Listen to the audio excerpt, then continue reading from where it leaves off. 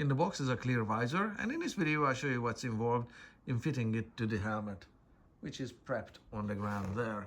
The exact make and model is right there. And inside the box, you've got everything tied together. That's nice. Instructions, hardware, nice. The visor itself. The visor model needs to fit your helmet model. To take the guesswork out of life, they included this compatibility grid on the instructions, which are perfectly unreadable because much of the stuff is in front of it, and this is changed to the visor. According to the manufacturer, these helmet models will fit this visor, so that's why it would be important to actually be able to read it before you purchase this visor. Also, you need to look at your helmet's model number, of course. It's right in there on the bottom, as well as on a sticker right down there. This helmet model is not listed anywhere on the instruction sheets here, and where this compatibility is important is right here. These threaded inserts for the screws, and they need to line up with the clips, and the clips need to be on this rail here somehow. You need to be able to screw this together. Open the hardware kit, a helmet model that isn't listed on this compatibility grid. See if I can make it work with what I have.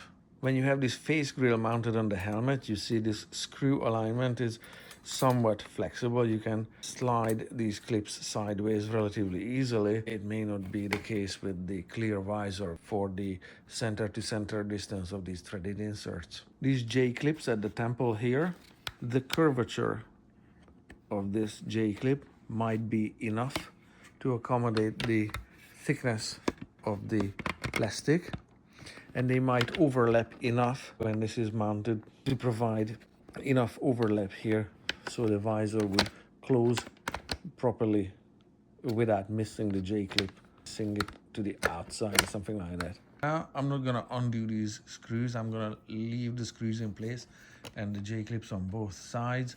There are threaded screw inserts underneath. If you take the screws out, the inserts might also pop out if you move the foam around. So watch out for these threaded inserts. They are gonna drop out as soon as you take out the screws. So for parts control, I'm just gonna leave them in place. And of course, I'm also leaving this bolt here in place, both sides. That's where the straps are gonna tie back to and clip on. Let's deal with this center to center distance, how this can work with this visor. The instructions are not especially useful. On one side you have warranty and inspection and adjustment, maintenance, and a lengthy warning, all carefully drafted up by the legal department. Completely useless when it comes to installation. For installation, you have 4 images here. These 2 extra pictures here all belong to step 3 or figure 3. For description, you have basically this. Put on the top clips, put on the J clips, fit the straps on, and good luck. So that's not quite enough. Let's start with the top clips here. The hardware kit is this. Top clips, J clips, the straps, the clips for the straps, the bolts for these clips. These ones are for the J clips.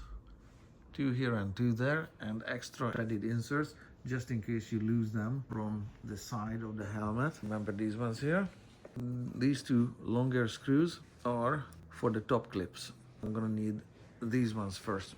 What these 2 pictures are about, the visor and the top screws can go on correctly or incorrectly. So the correct orientation would be the screws are below the top edge of the visor. And in this one, the screws are above the top edge of the visor. The clips, the bevels are facing each other, just like here, but they can also be moved into this position where the bevels are facing opposite each other. This is also fine because the flat side on this clip needs to be lying flat on the helmet. Okay, that's the idea. So this would be a bad way to install the clips. Okay, they can look like they are correct this way. Hey, the bevels are facing each other just like that. Yeah, what it doesn't show you or doesn't explain to you properly that is that the flat sides need to be against the helmet. That's important. These only really work that way well. So I put the top clips on the top edge of the helmet with the screws below the top edge, and the bevels are facing each other, and the flat side will be facing the helmet. And looks like we are in luck because the center to center distance of the screw inserts can be there, can be made or can be adjusted enough to make it work. That means that I found a helmet model that isn't listed on this compatibility chart, which is supposed to be complete to work with this visor model. So this visor will work with this model. I haven't tightened the screws down yet, just so I can center this thing and pull it sideways and make sure that it fits exactly to this center to center distance, and that when it's folded, it sits correctly right in the middle. I can also see that the J-clips that I left on work perfectly. They catch the edge of the visor, and the curvature of the J-clip is wide enough to safely catch the thickness of the visor. And there's enough overlap sideways here.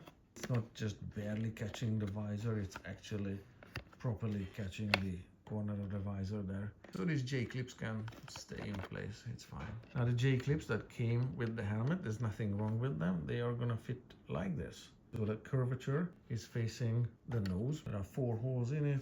You can mount them in an upper position or a lower position.